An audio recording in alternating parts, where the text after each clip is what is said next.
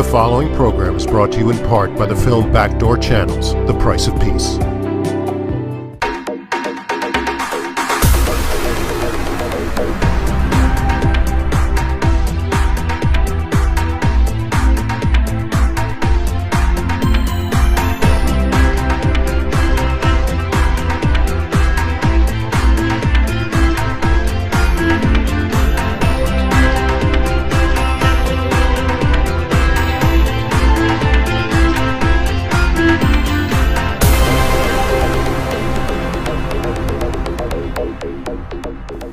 Hi, I'm Leon Charney, and this is the Leon Charney Report, and we promised you a series on the secret war against the Jews by John Loftus. He didn't create the secret war against the Jews.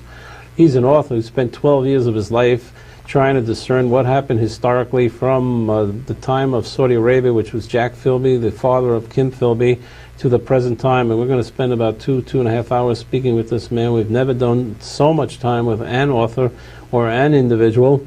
And we think it's vitally important for everybody in the world to see, and therefore we dedicate this time to him. So we're going to ask him about personalities that you would not believe were involved in something sort of a conspiracy. Basically, it comes down to two things: greed and oil.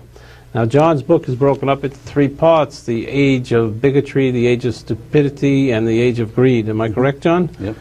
Welcome. First of all, why does an Irish Catholic from Boston get involved with such a problem? I got in it by accident. I was a Nazi war crimes prosecutor for the Attorney General of the United States. And because I had some intelligence training when I was in the Army, I did the intelligence liaison work for the Justice Department. When I was going through all these underground classified files, I discovered that many of the Nazis we were supposed to prosecute were already on the government payroll. I had discovered the tip of a very large covert operation. Were you shocked? I was stunned. I always had an Eagle Scout's view of America. What I was learning very quickly, I spent 2 years in the classified vaults. My security clearances were several levels above top secret. And I learned that one-third How can you be above top secret? They have what they call security compartmentalized intelligence. You need a Q clearance to get into the top secret material for nuclear documents, a cosmic clearance to get in the top secret material for NATO. You need a special intelligence clearance to get into wiretaps. How many people have super top clearance? Not many. Does the CIA director have it? Oh, yeah. Yeah. Does the President of the United States have it? Yeah. Does he ever go? I think I'm probably the first person in 50 years to go through each of the vaults of all of the U.S. intelligence services. The first person? Yeah. And I was making sort of a consumer shopping comparison. And I started with the Nazis because that was my assignment from the Attorney General. But it soon became quite clear to me there was a lot more than just putting Nazis on the U.S. payroll. We had a number of covert operations going that were so pro-Arab, it's fair to say that they were fundamentally anti-Israel. Were you born before the Second World War, during the Second World War? Born in 1950. None of my family died in the Holocaust. Everyone in my family is Irish for 2,000 years. We have no connection with the Jews at all. What this is... You go to pubs at night like all the Irish people? have a slug here? You know, that God gave the Irish whiskey so he wouldn't conquer the world too soon. They accomplished that very well. Well, it's a health reason. You can't have too much blood on your alcohol system. Ireland is not exactly a force of arms, right?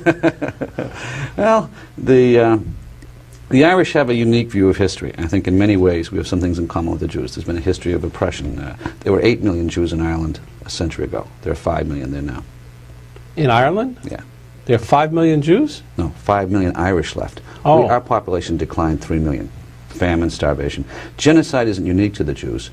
The Holocaust is the most unique form of genocide that ever existed. Because for the first time in the human race, the idea was to exterminate an entire gene pool. You know, rub out the seed, man, woman, child, and infant. All of our races have had genocide in the past. Nobody ever had the kind of crime perpetrated than the Jews did. I checked with a few people before we brought you on. I checked with your publishers, and I checked with some other people in Washington. I checked with a lot of people, and they tell me that you're a very credible man, that you're not suffering from any phobias or any kind of persecution complex, that everything is sane within your mental constraints or my mental constraints. But maybe 90% of the book is true, maybe 95, maybe 85. No one said it was 100% true. How do you feel about that? Nor do I. At the very front of the book we say, in this book we're doing interviews with people who are retired from the intelligence agencies. And we can only corroborate 80% of what they're saying, for sure. My feeling is it's higher. It's probably 90% throughout the book, and probably close to 100% in the more modern sections. But you have to understand that everything that's in this book is in the 1/3 of modern history that's been classified. This is all new material. No one has ever broken this kind of ground before. No one was ever able to sit down with hundreds of former intelligence officers and get them to talk about their past. Were you reviewed in the New York Times? No. Why not? They reviewed Howard Stern, someone told me the other day, and tales of sex and lies and videotapes. I don't know what he does. In the last decade, there's been a good half dozen books that have been critical of the ties between American corporations and the intelligence community. Not one has been reviewed. They walk away from it. Why? I don't know the answer to that. But it's not just me. There was Chris Simpson, who wrote a wonderful book where he documented from the State Department files how American businessmen invested in Nazi Germany. Right. His book was never reviewed in the New York Times. Is that right? Yeah. You think Punch Sulzberger was a Zionist? No. Matter of fact, he said once that if Israel ever becomes a nation, he'd resign from the Jewish race. The New York Times back in those days was not well known for... They took his resignation, by the way. No one cares. Well, I think there have always been people who have been anti-Zionist. There was a joke about Henry Kissinger, one of the old spies, said that he should be forced to change his religious affiliation from Jewish to self-promotion. I thought it was such a funny line. But he did it. It's very successful. He goes to church every day. He prays for the self-promotion. We don't want to jump around too much, but I don't get the feeling that you like Kissinger too much. A lot of people in the United States feel that Kissinger is, and I believe he's a highly intellectual person. I think he's been very involved now and lately in the Jewish community since he stopped being the Secretary of State and stopped being, let's say, a public servant. But during the Yom Kippur War, and we spoke about it the last time, there was a lot to be desired. But you were very tough on him. Yeah, I think Kissinger claimed credit for a lot of things that other people deserve. But guys like Al Haig, I think I mentioned last time that the White House was withholding word of an impending Arab sneak attack on Israel. We knew 4 days in advance. We never told the Jews. Golda Meir blamed Kissinger for making her hold back on mobilizing Israeli troops and letting the Arabs fire the first shot. Israel only got a warning a few hours in advance. And even then, there was a deliberate decision made by the Defense Department, with Kissinger's participation, to withhold, to delay the supply of arms to Israel. If it hadn't been for Al Haig smuggling the TOW missile to Israel, yeah, we spoke about it would have been overrun. Yeah, and that was a program that I participated on. Kissinger's... Did you try and get in touch with Kissinger to get some... he won't speak. When Seymour Hersh was doing his biography of Kissinger, someone at CIA told him that I had read all of Kissinger's intelligence files. And so Hersh came to visit me. And he never knew that Kissinger was a professional spy. Neither did I until I read your book. Oh, yeah. Henry Kissinger was a young sergeant in Army intelligence, but he got out really quickly and became a captain in the military intelligence He was service. a teacher of intelligence, too, wasn't he? Yeah, and the irony is that he was teaching in the same facility where we were recruiting Nazis. Now, I never found a document saying that Henry Kissinger personally participated in one of these Nazi recruiting programs, but he worked in the library where all those files were kept. He went from his covert assignment in Germany to Harvard, where he was on a special project to recruit foreign students as espionage agents. Then from there he became a consultant for Allen Dulles. He became a consultant for Nelson Rockefeller, people who were heavily involved with our covert operations schemes. This is all documented. Oh, yeah. Oh, yeah. Major television shows other than the Leon Charney Report bring you on to talk about this? I mean, this is your resurrecting history, or you're finding the truth about history. You know, it's funny. Every time I've written a book, I've always had a major network show. My first book, we did CBS 60 Minutes. Mike Wallace got the Emmy Award. The next book about the Vatican, we did a segment with ABC Primetime. And this year, nothing. I don't know whether it's the O.J. Simpson trial or the subject matter is so sensitive. For the first time, someone is writing about what American policy really was. And the bottom line of the book is that for the last 70 years, we've been systematically betraying the Jewish people in order to ensure favoritism with the Arabs. You know, publicly we're Israel's allies. But privately, our intelligence policy is 180 degrees opposite. We'll give the Arabs anything they want. Let me give an example from the very beginning. American policy back after World War I was to get our oil companies into the Middle East at any price. And the price we paid was severe. We helped fund a group of terrorists. This was the Wahhabi sect, the most anti-Semitic group of the... He became the king of Saudi Arabia from the Wahhabi sect. They're still around. Ibn Saud. That's how we founded the king of Saudi Arabia. And their first job was to sign contracts with American oil companies. That's how we got our foothold in the Middle East.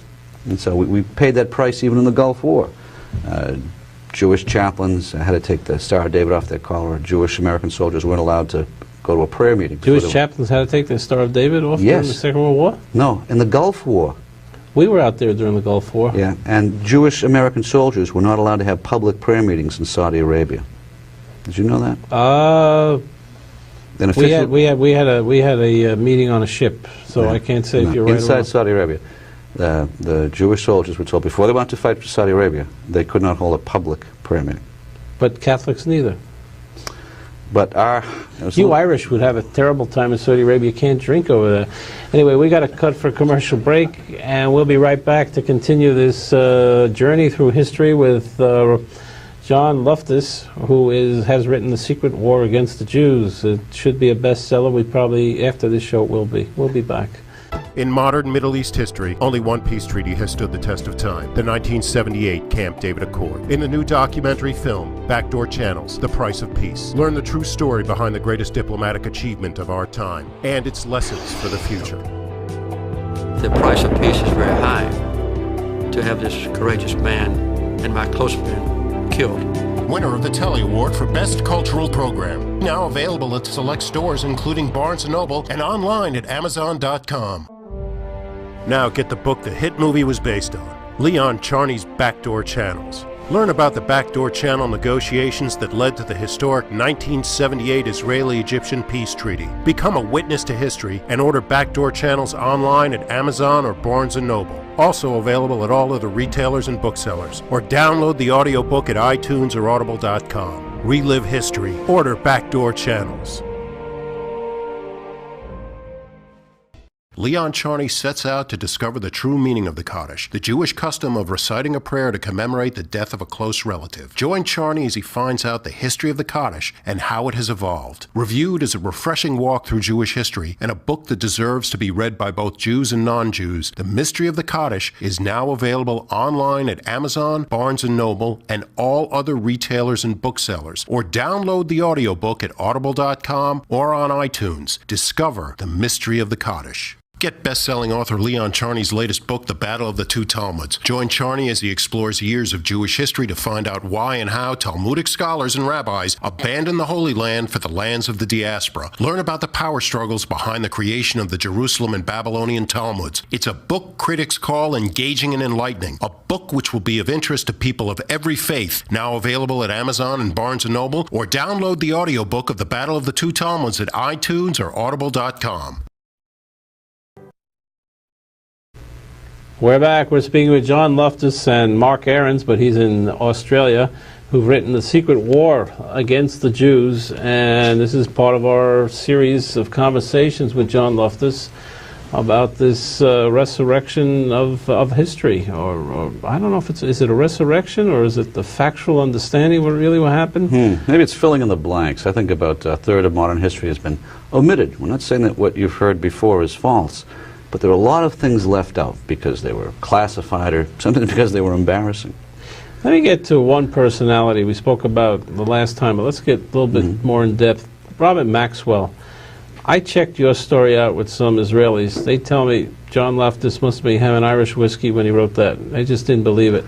And these were pretty high-level guys. Now, you claim that Robert Maxwell was basically the savior of the Jewish people during 1948 when he managed to convey the importance of giving arms to Israel through his friend who was in a jail with him and became the foreign minister of Czechoslovakia, who was later killed. Yeah. And because of that, basically, he got a state funeral, and Jews forever should be in love and indebted to him. Now, I checked that out in Israel, and somebody said to me, that's a lot of caulk. And so why did they give him the state funeral? Because he left Israel a lot of money? No, because, yeah, he put a lot of money into Israel. He was invested in Cytex. He made a lot of money there. The bulk of his money was supposed to go by... He rubbed up elbows with Herzog, and he rubbed up elbows with Peres, Shimon Peres. Hey, there's lots of bigger donors. His money was supposed to go to Israel in his will. He didn't have a penny left. His companies went bankrupt. The British people that I talked to, I had a very clear view of what Maxwell did. And people have been able to check this out with the British Secret Service. Maxwell was the guy who made the introduction to the Czech socialists. That's why Czechoslovakia was the only nation in the world. It was a trade. Maxwell gave the Czechs something they needed to prevent a coup. And in return, the Czechs stuck their neck out. You know what happened to the Czech Jews and the Czech socialists? Stalin executed them all as spies for the British. Okay? It wasn't, they weren't charged as being spies for Israel. They were executed for being spies for the British. And that was one of the things. Did you ever speak with Maxwell? No, I spoke with his family. So Maxwell's story is he was born as Lev Hoch, is that his name? Oh yeah, Maxwell had a biographer that was done in Britain some years ago, and I dug up a copy of it. Lev Hoch, he was born not far from where Elie Wiesel was born. His mother was a determined Zionist. Maxwell, as a kid, fought with the Czech army and was one of the few Czech soldiers to be evacuated at Dunkirk. Sad to say, the Czech officers left most of the Czech Jews behind. Maxwell and the other Czechs were furious when they got to England, and there was a big protest. And the Czech general said, everybody who feels that we were cowardly towards the Jews, step forward. Maxwell and Clementis stepped forward. They threw him in prison. Yeah, you told me. That's where he met Clementis. Yeah. So Maxwell, with the help of a lovely widow, who happened to be related to the British Army, got him out of prison, got him a job, and he went to work for the British Secret Service. Maxwell was a British Secret Service agent, and you better go back and check with your friends in Israel if they haven't realized that fact. He was the guy that was heavily involved in the 1947 Derchansky coup in Czechoslovakia. And that was what set up the year before. What was the Derchansky coup? The British Secret Service was trying to launch a coup inside Czechoslovakia. They do those things? Yeah. Oh, I don't know. Okay. Maxwell's help tipped him off in advance. The Czech government monitored all the coup plotters, got all their documents, had all their mail. Caused a big stink in the Czech parliament in 1947, and the right wing was knocked out, the left wing came to power. That was his friend at the end, Clementis, yeah, was shot or killed by Stalin? Executed, huh? Sure. The last thing Stalin wanted was a bunch of independent socialists helping the Jews. Stalin wanted nothing to do with them. Maxwell went on to become a member of the Knesset, the Parliament in London, in England, Great Britain it used to be, now it's England, and changed his name to Robert Maxwell, married a non-Jewish woman, had 2 non-Jewish children, and yet had the state funeral in Israel. Yeah, if he hadn't made the connection for the Czech arms, Israel would have been swept into the sea. Every ally... You really believe that, don't you? Listen, this is not just me. This is what the generals of the time were saying. General Marshall was saying it's 700,000 Jews, 7 million Arabs. It'll be a walk. The British were not only giving... George Marshall? Yeah, yeah. You have a story about George Marshall. We're going to skip around and have some fun with you. George Marshall told Harry Truman that if he was going to recognize the state of Israel, he would resign as the Secretary of Defense. Or he was Secretary of the State, I think. Yeah, if Truman would recognize Israel, he would quit. And he was the second most popular man in America. Right. And he might take Truman with him. But Harry Truman was so angry at what the State Department had done to him. They double-dealt him all the time. Yeah. That Harry was a thick-headed guy. You don't talk about Jacobson, the haberdasher, who managed to get Weitzman in there to speak to Harry Truman. You know that story? Yes. We try to stay away from things that have already been published. That's true. And right after Harry Truman makes the promise to his friend that he will support the partition of Palestine, he picks up the newspaper the next day, and there's the State Department announcing to the United Nations that partition won't work. And we quote from Truman's diary that he never felt so double-crossed in his life. That there were second or third people. Truman was a real hero to the Jewish people, no question about it. Yeah, and Harry found out there was one thing: he couldn't control the State Department, but as President of the United States, he could officially recognize a country. Okay, let's run back to Maxwell for a minute. Yeah. So, after Maxwell did his great duty to Israel, and let's assume you're correct, we'll just assume it because a lot of people contest it, a lot of people. Was he Can you very... think of any other reason why Israel would have given this guy a state funeral after he was exposed as having stolen $4 billion? I don't think he was exposed by the time he had the funeral. I think it was, yes, he was. After the funeral. Oh, no, it had already started. It had already started. He was going downhill rapidly. The full amount of the money lost wasn't known until afterwards. We'll have to check that out. I thought it was done after that. I don't think they would have done it. No, he was in disgrace. He was a disgraced man. Yeah, he was in disgrace prior to the funeral. How did he die? The family says that he might have been murdered. I think what I was told... By whom? By a crew member. All right, I don't buy that. What I was told is that the British Secret Service finally twigged on to the fact that all these years that Maxwell was running front companies for the British Secret Service, he was helping pass information to Israel. And they finally twigged on when they had a defector about what he had done with the Czech coup. And so the British said, no more credit for Maxwell. They dried up the funding sources for him. And he I could buy that theory, that if the what do they call M5? MI6. MI6. If they want to spread a rumor around that Rockefeller's broke, he's dead tomorrow, he gets no credit. If you want to do that to Maxwell, he can do that. I want to examine that with you. But it's an interesting story how Maxwell got into the publishing business. Yeah, he left the British Secret Service, and all of a sudden had a contract with a German publisher, Springer Verlag, and they rounded up all these... the famous Alex Springer? Yeah, yeah. Former German scientists all of a sudden had their papers published. Maxwell's British partner, by the way, was the deputy head of the British Secret Service. So that's why... Was it a front, or was it a real... Sure it was. We had Operation Paperclip. We went out and recruited German scientists. The British had Maxwell's operation. But did they let him make money? Oh, yeah. As a matter of fact, Maxwell finally bought the British Secret Service out, and he retained ownership of the entire company. Bought the British Secret Service? Sure. There were two companies that merged, Springer Verlag and the one that the British Secret Service had set up, and they became Pergamon. This is news to me. He had a put on the Secret Service stock. I never heard this before in my life. We have front companies. Come on, this is... Can I get a put to go to buy out the CIA on an airline? You know what a put is and a call? Sure. You know what derivatives are. Yeah. Well, what do you think we did with the stuff that was left from Iran-Contra? So maybe I want to buy a call on 2 airlines that are run by the CIA. You've got to be in the right place at the right time. You think I can get a deal? I'd say the chances are slim to none. Really? Yeah. We don't do that for Israelis. Might do it for the Arabs. We don't do it for the Israelis. What's interesting lately, recently, the New York Times, our great newspaper, had an article about Guatemala and the CIA, how they operate over there, which leads me to believe that a lot of people don't really know what's happening, because in that article, as I understand it, the President of the United States had no knowledge of what was going on. Is that what we call plausible denial, or they really don't know? No, they really don't know. And instance after instance in our book, we talk about how the intelligence community was holding things back from the president, not letting the President of the United States know what they were doing. I mean, it started back when Harry Truman was president. The intelligence community thought that President Dewey would be in office. Right. So we had guys like Alan Dulles working on the Dewey campaign. We're going to hit the Dulleses later. We're going to go through them. They're your favorite people. Oh, yeah. Do they have grandchildren today? And do you ever talk to their relatives and try and get confirmations? You have to be very careful. I have promised everyone I've interviewed on the attorney-client privilege I will not ever comment on whether they have or have not given me an interview.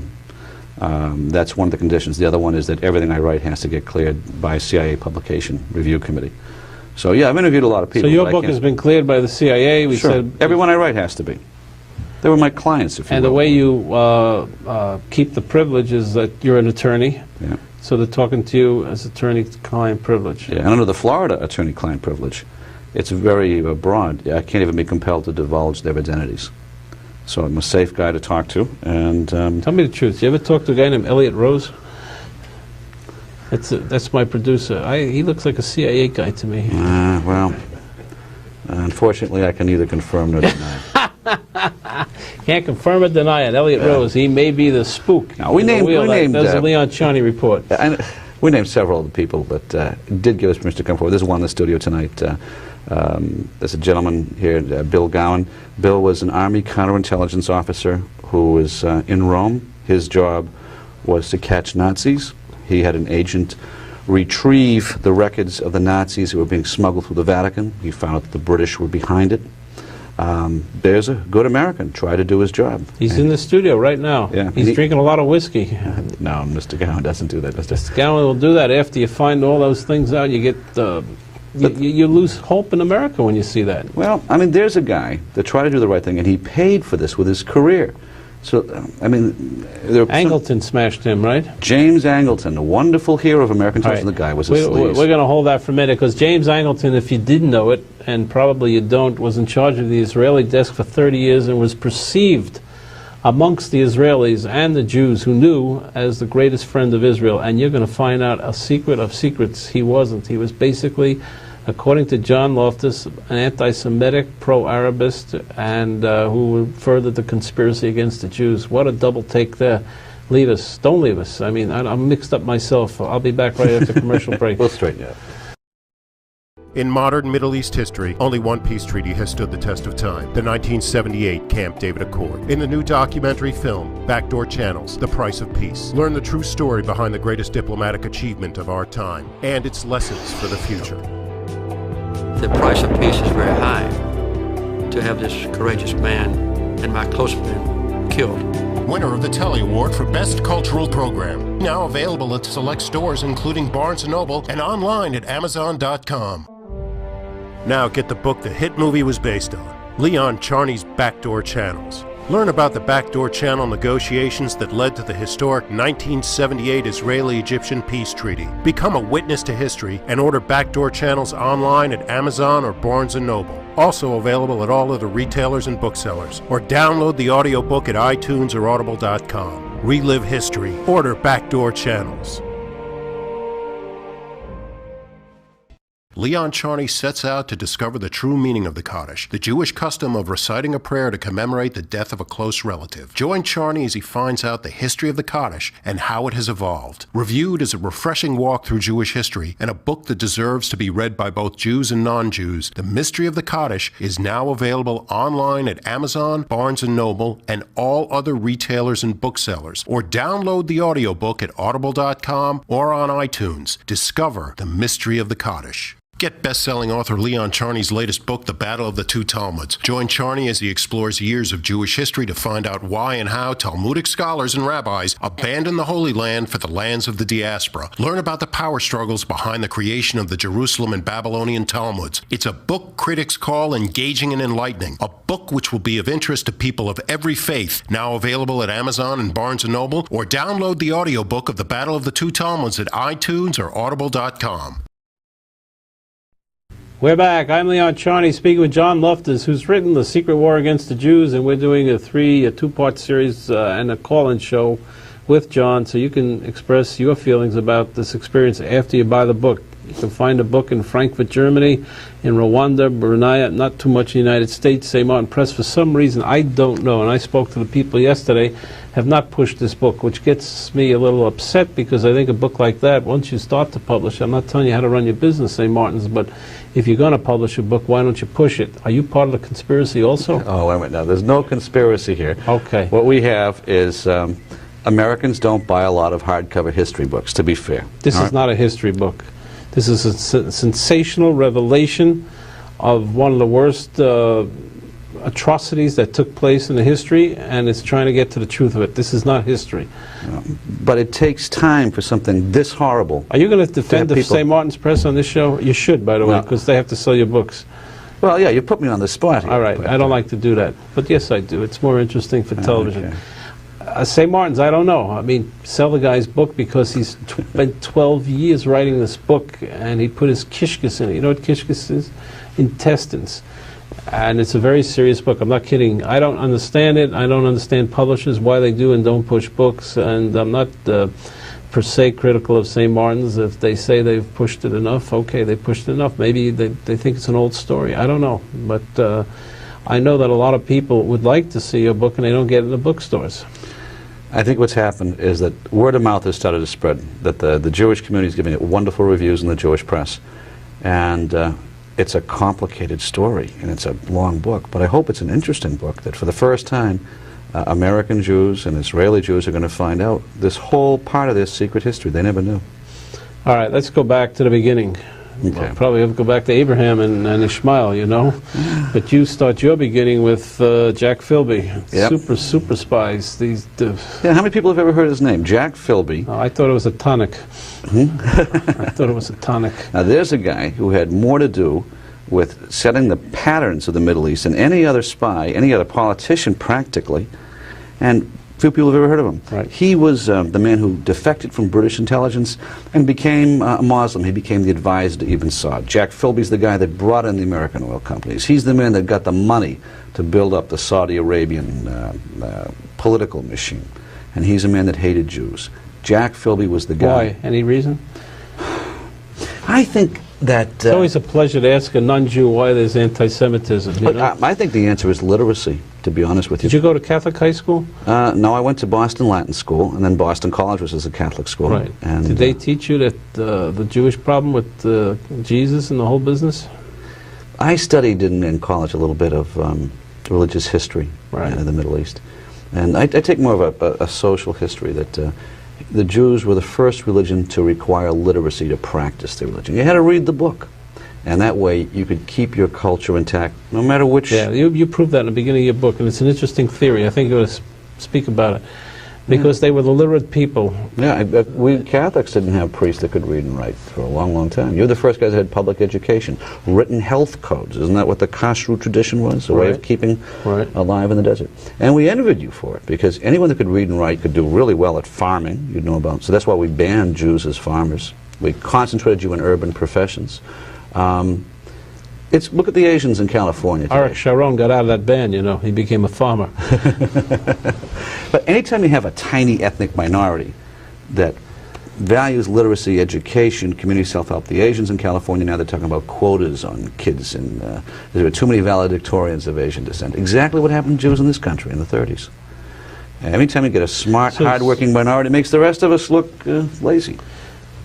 So what is the cause of anti-Semitism? Jealousy? I'm a cynic. I think the root of all racism is money. That people don't exploit racial differences until it becomes profitable to do so. Anytime you get a small group that starts to accumulate wealth from hard work, it's easy to take it away from them. Back in the 11th century, the French used to play yo-yo with the Jews. They'd ransom all their money, throw them out of the country, then ransom them back, then throw them out of the country. It happened over and over again. Were you interested in the Jews in college, or...? The only thing I knew about the Jews was when I was in high school was that we wouldn't have an exam on a Jewish holiday, you know. Nice kids, but no particular interest. You had friends as Jews? Oh, yeah. Yeah, sure. So you were not particularly one way or another? It was like an Italian, a Jew? No, the reason I joined the Nazi War Crimes Unit was I thought I would get a free trip to Germany out of it. Is that right? I thought it would look good in my resume. Did you get one? No, my first boss was in a... So now I'm questioning your intelligence. Well, that was the reason I got the job. They found I had some intelligence training when I was an Army officer, and although many people think military intelligence is a contradiction in terms, that's why I got the job. They wanted someone that could go down the vaults and look at these old files. So I got into it by accident. You know? I don't even like bagels that much. You know? But my mom says that the Irish are the lost tribe of Israel. Maybe there's some distant connection there, but I think there is a connection, by the way. I felt, when I was in Ireland, I felt the Irish people are very warm. It's a wonderful place, Ireland. Have you been there? Yep. It's a wonderful place, and, you know, you get the same type of feeling if you go to Israel. There's a camaraderie, a coming together. Yeah. It's, I never understood the Book of Kel. Do you understand the Book of Kel? Well, see, we Irish pride ourselves on keeping civilization traditions alive during the Dark Ages. The Book of Kells was a beautifully illustrated book of some of the stories and the poetry at the time. We preserved a lot of the history. But when we Christians were having our Dark Ages, the Jews and the Muslims were having a golden age. In Spain, Jewish doctors and Arab scholars were... Maimonides, yeah. Right. They were the very words algebra, magazine, come from Arabic, and the Muslim religion is not anti-Semitic. It's only the recent fundamentalist interpretations that are anti-women, anti-Semitic. You write about that in your book. Well, it's funny. A lot of the old guys I met now are have left the intelligence agencies, and they're teaching history or doing some research, and they have some unusual insights. Their explanation is this isn't conspiracy. It has nothing to do with anti-Semitism. The reason our intelligence services were so pro-Arab was they had the oil. Money. It was Greed. just business. It was in the American national interest to get the oil. You're very The Jews were emphatic the in your book about the fact that Roosevelt promised Churchill that there would never be a Jewish state because of the interest of the oil companies? No. That was Forrestal. Forrestal. James Forrestal. James Forrestal. They named ships after him. Sure, there's a big building in Washington. What a waste. Yeah, he was a That's madman. about as big the a guy waste went as insane. Herbert Hoover building, you know? The man who really started the Cold War and influenced American policy towards Israel was quietly going insane. And he He shot himself, didn't he? No, he jumped out the window. I'm sorry. He's crawling on the floor screaming the Jews and the communists are after him. Is that right? Oh, yeah. And the last, he wrote a note, and the last was a poem by Sophocles, and the last word left out before he jumped was Nightingale. Nightingale was the code name for one of our Nazi recruiting operations. So I think some of the things that he had done had just driven him He totally mad. flipped out. Yeah. Several people Took a bullet. Yeah, that was Frank Wisner. He was the head of a State Department. With so many spy agencies, I found one. How many suicides in the spy business? A lot? Yeah, more than you think. Really? And the sad thing is, Leon, 99% of the people I met are good, decent Americans, believe in the Bill of Rights. I would recommend the CIA as a career to anyone. The problem is, you got a handful of people, the political appointees, who are in it for the money. And intelligence is the most valuable commodity in the world. It's more valuable than oil. And you get guys like Bill Casey or Alan Dulles, and they were crooks. It's not conspiracy, it's just a plain fact. These guys were crooks. Tell me about Shultz. George Shultz. George Shultz was a funny guy. The Israelis love him. They didn't at first. No, George when Shultz he went in, came from Bechtel, no good. Cap Weinberger, Bechtel. Bechtel is probably the most anti-Semitic corporation. Big construction company States. in Saudi Arabia and all over the world. Yep. And they were fined for embargoing Jewish operations. Anyone associated with Bechtel was considered to be so pro-Arab as to be hopelessly anti-Israel. So when Secretary of State Shultz came in, the Israelis were nervous. But Shultz got so nauseous with all the broken promises from the Arabs that he actually became very friendly towards Israel. Moshe Ahrens, whom I interviewed at the 92nd Street Y, Decent guy. a very right-wing, Zionistic, patriotic Jew, loves George Shultz. Yeah. I mean, it's a love affair. I'll tell you a story about George Shultz. When he left the Secretary of State and went back to Bechtel, he found out that Bechtel was building a chemical plant. No, he didn't go back to Bechtel. He was Secretary of Labor, went back to Bechtel. No, he left Secretary of State. Secretary of State, and after he left, he went back to Bechtel? Went back to Bechtel. Really? Yeah, and that's when he found that... Moshe Ahrens, if you hear this, you're going to get upset. No, he did a good thing. He found out that Bechtel had been building a chemical plant for Iraq, and the chemical plant was dual use. It could make precursors for poison gas. George Shultz told Bechtel to stop the contract. Does he get a star, David? Yeah, he gets a gold star beside his name. What type and size will leave No, for I'm others. curious. The Israelis really think that he was a very good friend. I think they should. I think they should. Yitzhak Rabin does too. Yeah, I think another Bechtel guy, to go the opposite, Cap Weinberger. I mean, even Ollie North admits that Cap Weinberger was, anytime Israel would come up, he was opposed to it. I mean, Weinberger... Is Ollie North credible? At the right times, I suppose. I think Ollie North's sin is just that his... Would he meet with you, Ollie North? Oh, no. I know too much about Ollie. You think he has a IQ more than 100? No, he's not a stupid man. It's just that his arrogance is only exceeded by his incompetence. That's called stupidity. Right? No, there are many brilliant people who are so arrogant that they think they can do more. And is that called hubris? Exactly. Very good. Hubris. Yeah. Hubris. I got that word from ancient Greece. Overweening pride. Overweening that's the pride. definition of hubris, a classical fault. We got to cut for a commercial break. Thank you. Maybe I'll get a show after this. We're having a lot of fun with John Loftus. It's a serious topic, but we think that we should bring it to you in a conversational way and skip around a little bit to give you a flavor of what the world looks like, because there's a lot of misconceptions out there. And John is absolutely correct about George Shultz. When he came in, the Israelis were in a panic. They said, oh no, this guy comes from Bechtel. He's going to be anti-Israel, anti-Semitic, anti-everything. Wound up as one of the best friends of the Jews. And we'll talk about the Donald Duck president, Ronald Reagan. We'll be right back. In modern Middle East history, only one peace treaty has stood the test of time, the 1978 Camp David Accord. In the new documentary film, Backdoor Channels, The Price of Peace, learn the true story behind the greatest diplomatic achievement of our time and its lessons for the future. The price of peace is very high to have this courageous man and my close friend killed. Winner of the Telly Award for Best Cultural Program. Now available at select stores including Barnes & Noble and online at Amazon.com. Now get the book the hit movie was based on, Leon Charney's Backdoor Channels. Learn about the Backdoor Channel negotiations that led to the historic 1978 Israeli-Egyptian peace treaty. Become a witness to history and order Backdoor Channels online at Amazon or Barnes & Noble. Also available at all other retailers and booksellers. Or download the audiobook at iTunes or Audible.com. Relive history. Order Backdoor Channels. Leon Charney sets out to discover the true meaning of the Kaddish, the Jewish custom of reciting a prayer to commemorate the death of a close relative. Join Charney as he finds out the history of the Kaddish and how it has evolved. Reviewed as a refreshing walk through Jewish history and a book that deserves to be read by both Jews and non-Jews, The Mystery of the Kaddish is now available online at Amazon, Barnes & Noble, and all other retailers and booksellers. Or download the audiobook at Audible.com or on iTunes. Discover The Mystery of the Kaddish. Get best-selling author Leon Charney's latest book, The Battle of the Two Talmuds. Join Charney as he explores years of Jewish history to find out why and how Talmudic scholars and rabbis abandoned the Holy Land for the lands of the diaspora. Learn about the power struggles behind the creation of the Jerusalem and Babylonian Talmuds. It's a book critics call engaging and enlightening. A book which will be of interest to people of every faith. Now available at Amazon and Barnes & Noble, or download the audiobook of The Battle of the Two Talmuds at iTunes or Audible.com. We're back. We're continuing our series with John Loftus, who's written The Secret War Against the Jews, and also Mark Ahrens. Is Mark Ahrens a Jew? I think he had a great-grandparent that was Jewish. But Mark's family, believe it or not, has been on the political left in Australia for years. Why wouldn't I believe it?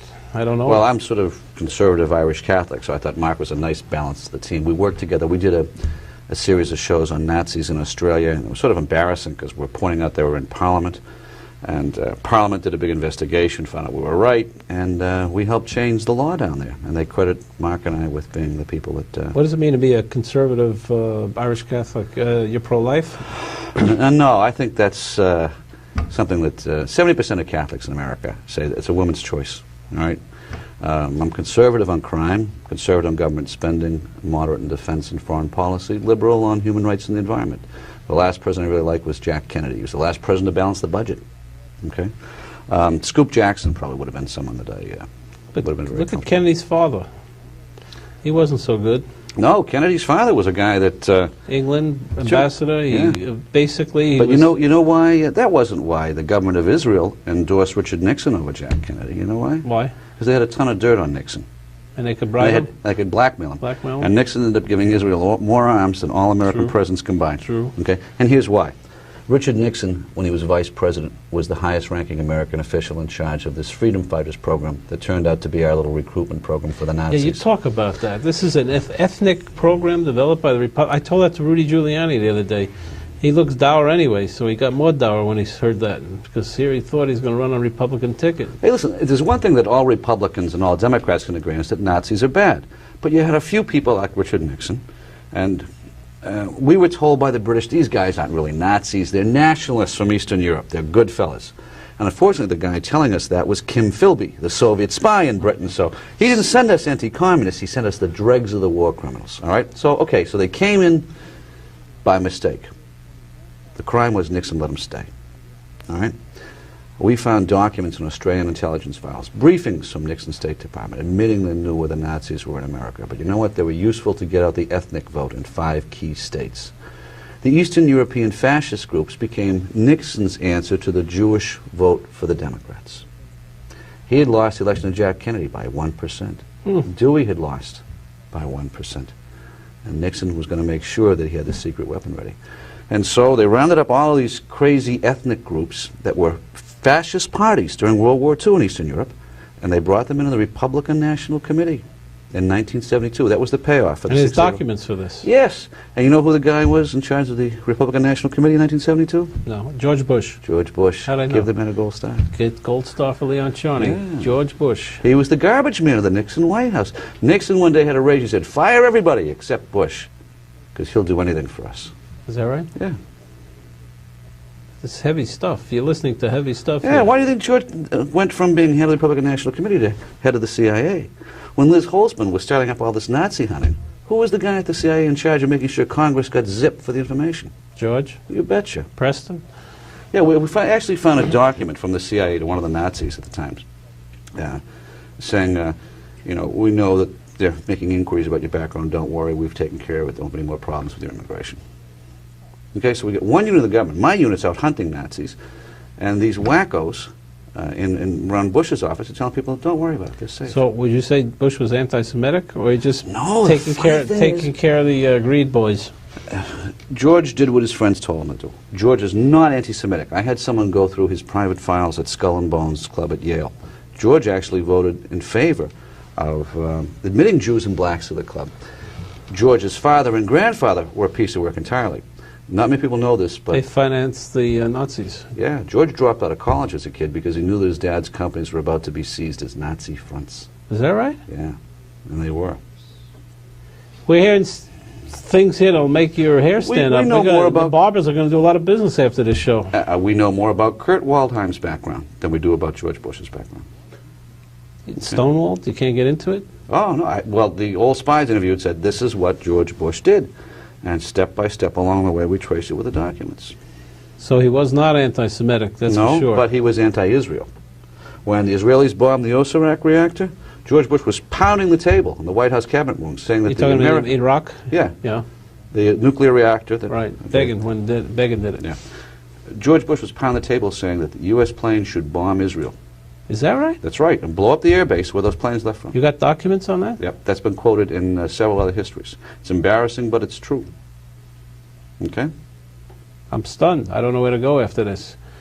Now, there was a man that we interviewed, Elliot and I were out in Houston, Texas, and Max Fisher, a very prominent Jew, very prominent Republican, and dedicated Republican. These guys were swearing up and down that George Bush was the greatest thing since hummus to Israel, you know? And the man who followed him was George Klein, another prominent American Jew. They all swore that George Bush was the greatest thing, and he had to be the President of the United States. You Richard think- Nixon laughed one day and told one of his friends that if he dropped an atom bomb on Israel, there would still be Jews in America stupid enough to vote for him. Okay? Just because you're born Jewish doesn't mean that you're You're smart. Yeah. Now, I'm an equal opportunity basher. There were bastards on the Democratic side as well. Lyndon Johnson was an oil man. Who, Yeah, we're going to talk about him. Yeah. He was a duplicity guy, wasn't he? Yep. Lyndon Johnson, it was a classic example, pretended to be a friend of Israel. Yeah, big. Privately, we were spying on the Israelis in time of war and betraying her secrets to the Arabs. The Liberty The ship. Liberty We're incident. going to talk about the Liberty Yeah, incident. yeah. Now, there's an example. The Liberty, by the way, was a ship that was bombed by the Israelis. It was an intelligence ship during the Yom Kippur War, I believe, wasn't it? The 67 war, 67 war, excuse me. And it's been an incident that's washed over by everybody. No one really likes to talk about it. The truth is that there was surveillance. They were really telling Arabs where every division and every command post was in Israel. Am I right? Well, it's a little trickier than that. Well, the Liberty well, had it's terrible enough. Yeah, we were spying on you. The Israelis had won a big victory in the Sinai, and they're getting ready to pull their units out to go to the Golan, to go to Jerusalem. And the Liberty's job was to listen for all the Israeli units coming up on that road near the Gaza, because for 25 miles, it could pick up even tank radios. Okay? Yeah, I know. So we could tell whose voices, whose tanks. We could tell the Arabs which Israeli units pulled So up. who ordered the bombing? The Israeli government? The Israeli cabinet, yeah. Yeah. They met and said, look. Could you get anybody to confirm that? Yeah, I went to Israel precisely for that point. I met people on both sides. You want Which to one? divulge who confirmed it? No. Please. Well, one guy was, he's now dead. There was a general who was in the war room who told several younger soldiers exactly what had happened. What's his name? The mind goes first. Is it in your book? No, no, You didn't want to talk about it. no. But look, That's a big issue, by the way. Israelis know more about really having liberty than the Americans do. I know. Okay. I think the Israelis didn't want to sink the ship. They compensated the families. Lyndon Johnson told the Israeli government that we'll pay you, you pay them? Yeah, under the table, pretend it's a mistake. Because Lyndon Johnson was caught spying on Israel in time of war. The Israelis could have sunk the ship with one bomb. They just wanted to knock out the spy gear. And that's what they did. 90% of the crew survived. And then the Israelis told the Americans what they didn't want. You write in your book that they try to be humanitarian about it, and they try not to kill any American soldiers. Yeah, they strafed the ships so the soldiers would button up the decks. They burned off the antennas with napalm. And you talked to some of the sailors and people who were on that ship, didn't you? Yeah, I remember, I just got a letter from one guy who was an officer on the Liberty, and he said, in my chapter of the book, I had some of the communications gear on. What the Liberty did was to bounce its transmissions off the moon back to Cheltenham, Maryland. Okay? Right. That was how we passed it back. And then apparently from there off the moon again to Britain. Then Britain used a landline to Cyprus where their spy base was. Because I had heard that it was a British base in Cyprus that was directly passing the stuff to the Egyptians. Lyndon Johnson didn't know that the Israelis had a spy in the Egyptian general staff. But I did. I represented him. His name was Lusty Lutz, and he's dead now. He's called the Champagne Spy, and Israel traded 5,000 to 1. He infiltrated the entire hierarchy of the intelligence of Egypt, and he was a blonde man who came from Germany. He looked like he was a German, and married a German woman. It's fantastic. You ought to buy the book if you can. Find it. It's called The Champagne Spy. It's by Rusty Lutz, and so we knew that. Yeah, the Israelis had, in the '67 war, a good intelligence service. You didn't have it anymore in the '73 war. The Arabs threw all of the Jews they could out of their country, sent them back to Israel. They changed their communications codes. They left Israel in the dark. The only ones who knew in '73 that Israel was going to be attacked were us. We broke the codes. We were reading the Soviet embassy codes in Lebanon, talking about we've got to get ready to pull out because Israel will be attacked on this day at this hour. And that's the information we held. So the United States deceived Israel during the Yom Kippur War. Not the United States. Lyndon Johnson.